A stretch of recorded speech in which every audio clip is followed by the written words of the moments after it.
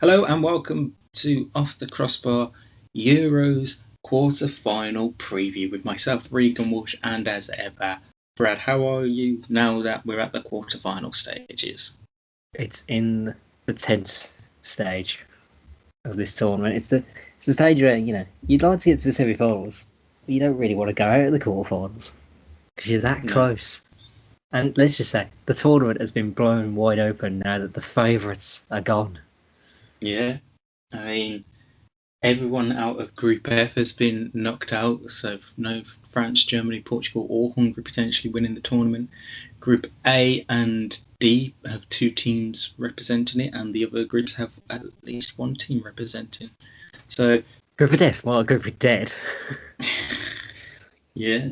I mean, that round of 16 absolutely lived up to its billing of some of the most exciting football we've had in a long time throughout all of the games. And now we come down to four fixtures, two on this Friday and two on Saturday.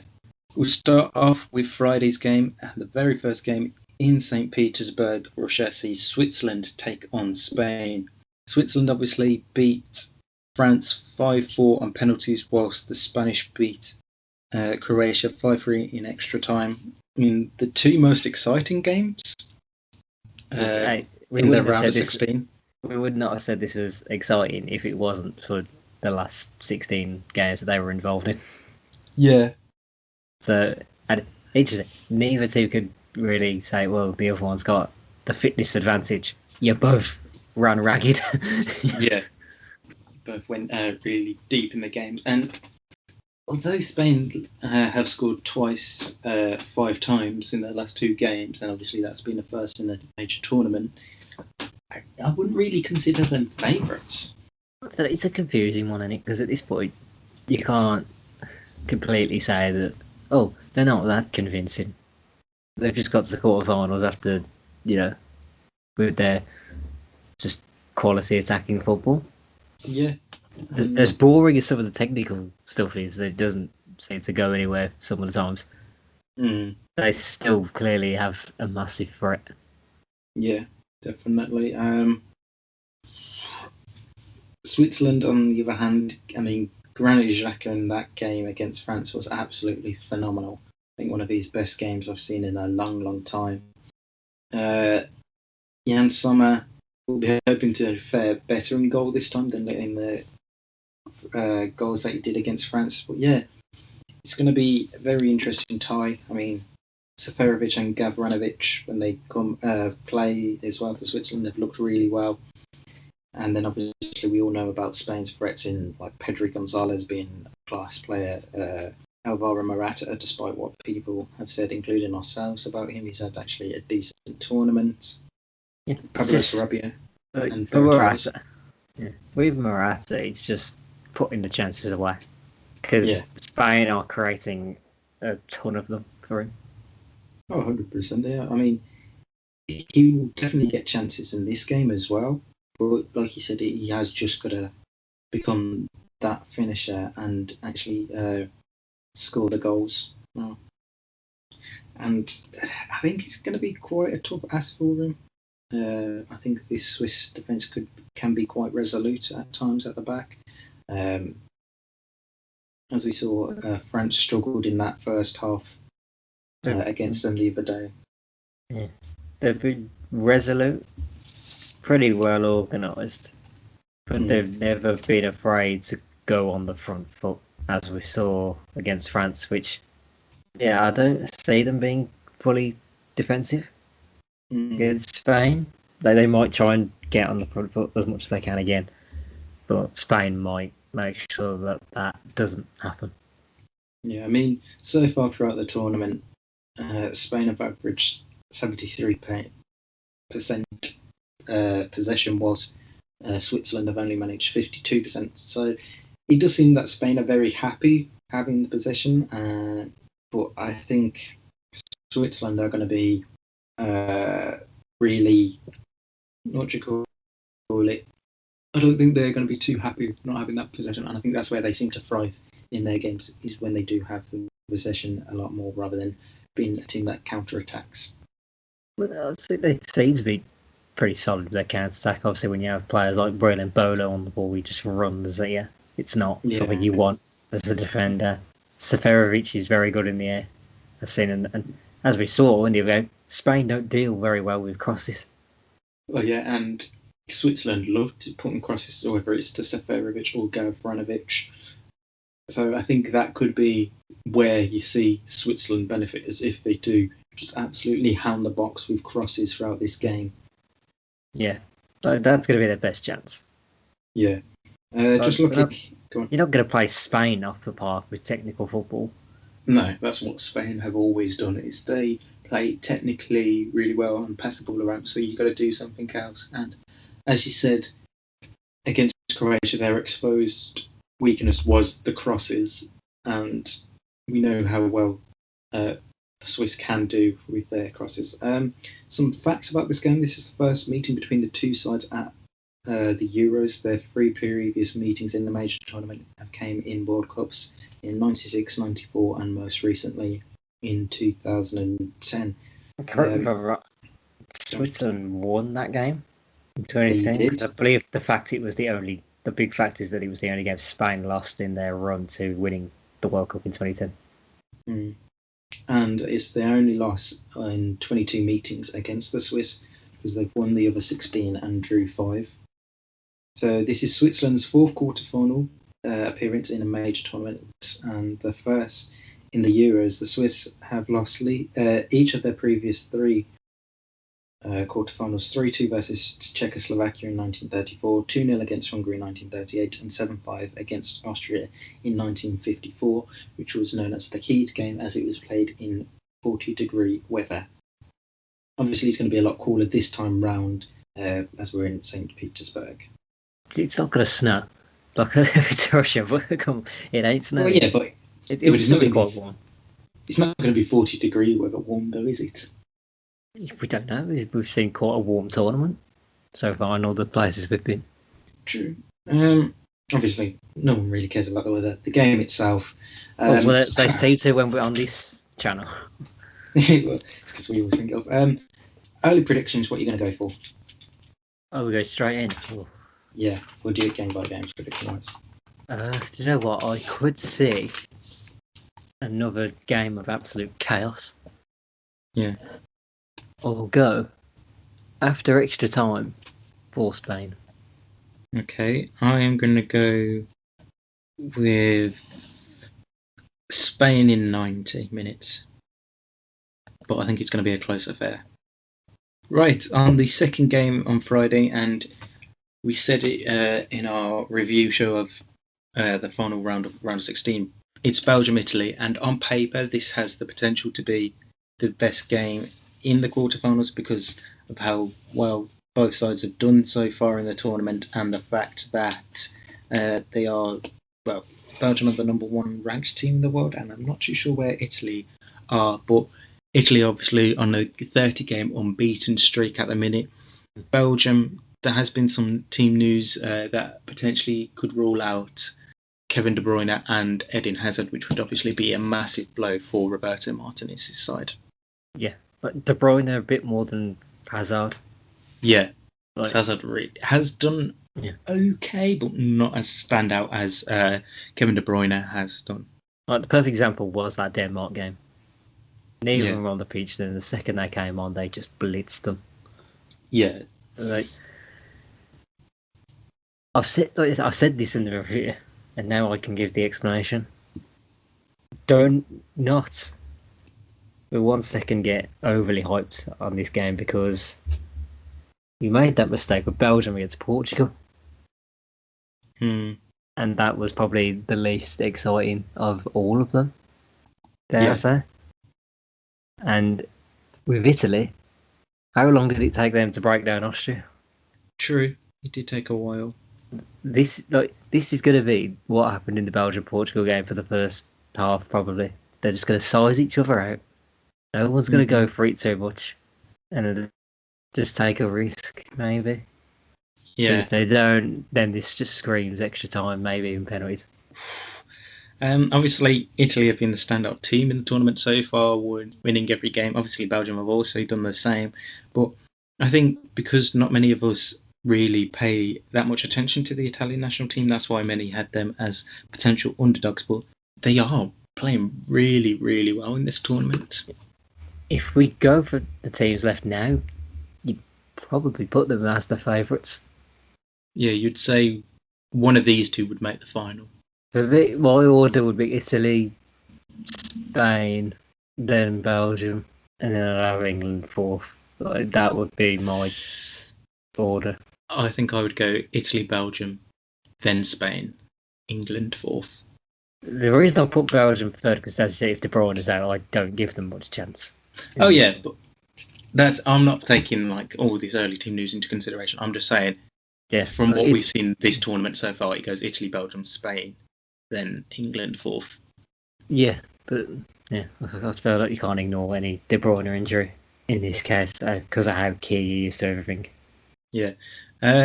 This will be the fifth meeting between the two sides at a major tournament. All four previous meetings coming in group stages in the 1950 World Cup and the Euros in 1980, 2000 and 2016. Italy have avoided defeat in all four matches, winning 3 and drawing 1. Against no side have Belgium played more games at a major tournament without winning than Italy, level with France and Germany. While the only European nation Italy have faced more often at the same tournament without losing are Germany and Austria. So it could be a very, very one-way sided match if history is on the side of things. What are you going to go for prediction-wise then? I'd go with the exact same one that I had in our predictions video. I back Italy to win, but I think that happens on penalties. Wow. I'm going to go Italy, but after extra time. And obviously that game takes place on 8 o'clock from the Allianz Arena in Munich. On to Saturday's games now. Pray for Clive and Ali. Oh God, if we don't have them two together, I'm going to cry. On to Saturday's games. Oh wait, actually, we won't have Clive and Ali because it's BBC. Ah. Yeah, Switzerland, Spain. Oh, we can't. Clive and Ali could be on Czech Republic, Denmark, as that is the 5 o'clock kick-off on Saturday from Baku in Azerbaijan. Czech Republic, I think, are a bit of a surprise team that they've got this far because they didn't really do well in England's group, finishing third behind. They did pretty well, considering we had them probably finishing last. Yeah, we didn't expect much, but their physicality. And yeah, they've been pretty well organised as well. It's proven difficult for teams to break them. Yeah, obviously in their round of 16 match, they beat the Czech Republic, beat Netherlands, 2-0 with goals from Thomas Hollersch and Patrick Schick. They've looked very good, like you say. They've been hard to break down so far in this tournament, only conceding 2 goals in the group stages so far. So they are a very hard team to break down, and they do score goals, but I think this game against Denmark could be just one too much, because I think there's just something about this Denmark team recently. They look like, I think they could put the challenge to them and make it really hard for them to win. Yeah, like for on paper, it would look like the most even fixture, wouldn't it? Yeah. But Denmark are arriving a wave of neutral fan support. 100%. And this is just massive for them wherever they go. Yeah. Like, even in Baku. Like, that's going to be a big factor in this, I think. Baku. Yeah. Travelling support. Like, I don't want to be that guy that says, "Oh, some games are won in the stands." Like, as all the Wales are now coming out saying, like, it's not there, is it? No, it's what you do on the pitch there. Yeah, you can complain about this tournament setup and it's unfair, but like, it was done ages ago, and you probably didn't have a problem then. It's just COVID. Yeah. This is the third meeting between the Czech Republic and Denmark at the Euros. The Czechs have won both of the previous games, 2-0 in Euro 2004 2000 group stages and a 3-0 in the 2004 European Championship quarter-finals. 5 of the last 6 matches between the two sides have ended in draws, including their most recent encounter in November 2016 in a friendly. So, if we go on... Well, if I could just... Paulson's still injured. They didn't need him against Wales, really. Like, Dolberg did pretty well. Yeah, I mean, he did score, didn't he, Kasper Dolberg against Wales? Twice. Yeah. So I don't think there's been any team news, but I think over the next few days we'll expect some more to come out. I'm being phoned during recording. Jesus. Well, 5 of the last 6 games have ended... Daniel Levy, probably. Yes. 5 of the last 6 have ended in a draw. I think I'm going to have to go Denmark on penalties. I think Denmark win this in the 90. Okay. So I've just realised we've both gone for 2 of these quarterfinals to go to extra time minimum. It's the way this tournament's gone. Yeah. And the final round of 16, final quarter-final game sees Ukraine take on England from the Stadio Olimpico in Rome.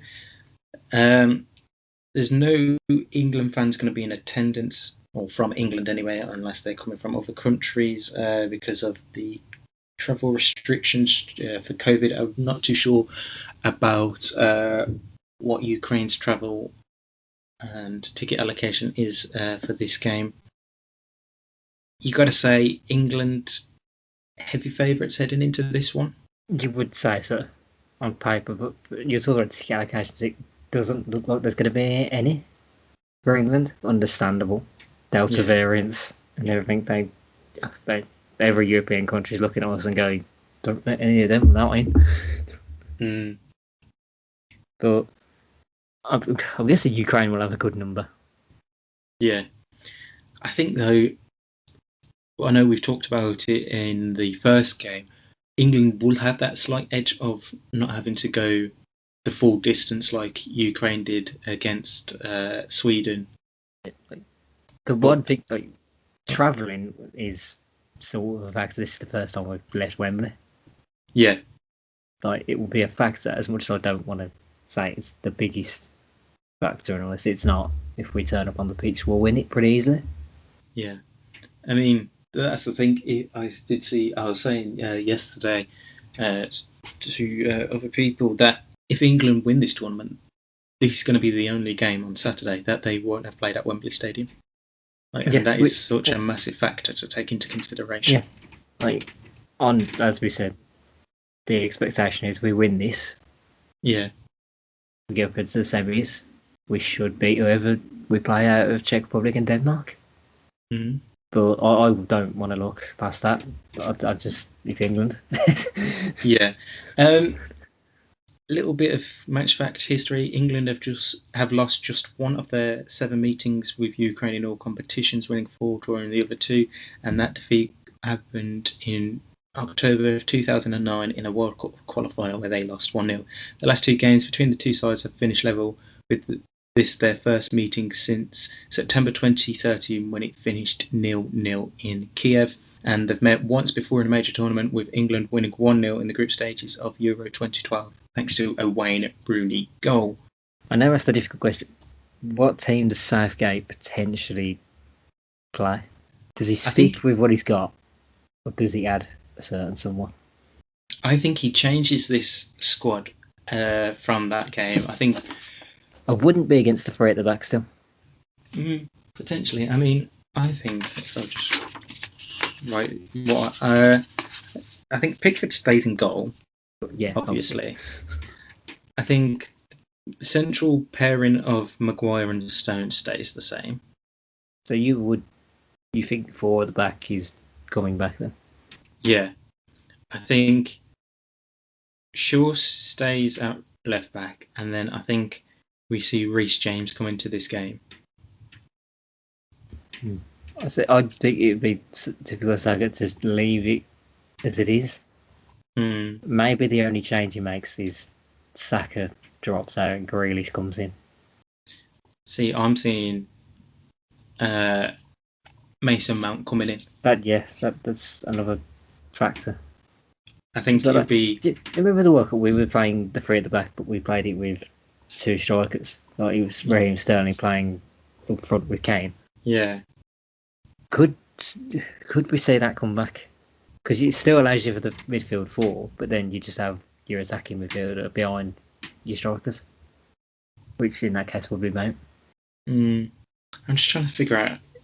Like that's it. No one's been able to really predict what Southgate's teams have been like, which is, okay, could be a good thing for an opposition trying to work out. Because although then again, you're gonna leak it like 4 hours before the start, then you're giving them time to prepare. Well, yeah. Stop leaking the teams. I'm trying to, because I've done. So I did the. I'm bringing in Grealish for Saka up top and keeping Sterling and Kane there. Yeah, like Sterling is undroppable as he's done everywhere else. The guy's the only one scoring. Literally. Yeah, I think it would be Sterling, Kane, Grealish as the front three, but I'm trying to think who would be with Phillips and Mount in the midfield three. Does Henderson start or does Phil Foden come back into the lineup? I feel like Foden's probably been played out now. Weirdly enough as it sounds. Like that is the main problem with these things, that you can't play them all, unfortunately. Yeah, I think he'll. I don't know. That last position is really going to be battling. I think even until we see the lineup, it's going to be a lot of questions asked as to who does Southgate start in that. Would I be surprised? Would I be surprised at an unchanged 11? Absolutely not. Would I take an unchanged start 11? I don't think I'd be against it. Yeah. Not completely, at least. I'm also hoping he makes more substitutions than he did against Germany. Yeah, like Southgate, we could criticise the guy so much, but I think he's earned the right now for the results he's produced in this tournament for us to at least trust him a little bit. Yeah, I mean, I still want to see, like, I don't want to be at some point being in the 60th minute and it be quite tight and like England players are starting to look tired, because I think it could actually end up happening that if he just makes late subs like he did against Germany, it's going to be... Yeah, like if we do somehow we end up getting pretty clear, maybe we had to turn it up in the first half, like make a half-time sub, then you start making the other four. Yeah, I think you can. Like, if we're clear, then you've got to change it. Could just give players rest. Yeah, I think if he sticks with the same 11, I think in the second half we really have to see Grealish come on, Sancho get some more time. Honestly, Bellingham get a run. Yeah, and obviously Mason Mount, obviously, if he doesn't come back into the starting 11. Right, so that is the quarterfinals all done and preview. We'll obviously have back to our. We didn't actually predict the England-Ukraine fixture. Okay. What are you going to go with then? England. England in 90. Okay, and I'm going to go. Yeah, I'm going to go England in 90. Right, so that is all our previews done for the quarterfinals. We'll be back on Saturday to review the first set of quarterfinals in full, and obviously have a look to the games later on Saturday, and then look ahead on Sunday to the semi-finals and all the stuff that happens in terms of the Euros. Make sure you like, comment and subscribe. Follow us on Twitter at OffTCPod with notifications turned on our YouTube so you can never miss a video. And until later on this week, it's goodbye from me and goodbye from Brad. See ya. We'll see you soon.